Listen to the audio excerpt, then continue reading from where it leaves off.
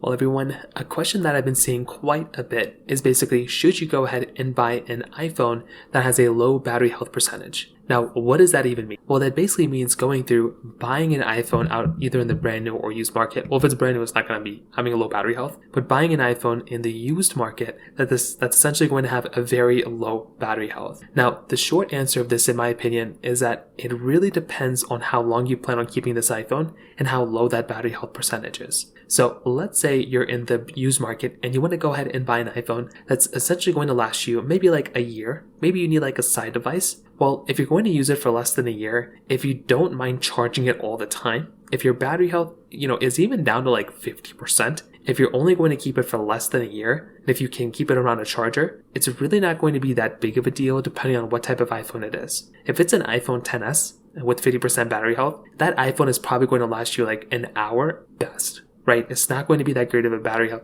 experience. If you're buying an iPhone 13 with like 60% battery health, well, that might last you longer, maybe like an hour and a half or 2 hours, but that's also not going to be that great of an experience either. So you kind of have to understand that if you're around a charger all the time, and if you plan on keeping an iPhone for like less than a year or so, then it may not be the biggest deal in the world, but that could still be like a very inconvenient experience for a lot of people. So I do think that is kind of a big thing to keep in mind from that particular side. Now, if you're planning on keeping an iPhone for many, many years to come, let's say you want to go and buy an iPhone today and have it here for many years, and in fact, you want to go and buy this iPhone in the hopes that you can just keep it probably forever. If you plan on going down that direction, I probably would not recommend buying an iPhone that's less than 90% battery health. From that case, if you plan on using your iPhone for so many years ahead of it, it genuinely, in my opinion, doesn't make any sense to go and purchase an iPhone less than 90% battery health, because you could probably lose anywhere from 5 to 10% battery health normally on your iPhone year over year over year. So by the time you get to the 5th or 6th year, it's already going to be very low. If you're already at 90%, and if you're planning on keeping your iPhone for like 6 years, it's just going to be very low by the time you go and get to the end of it. However, with all this being said, you can always buy a used iPhone and always send it into Apple and have them repair it for like, I don't know what the price is now,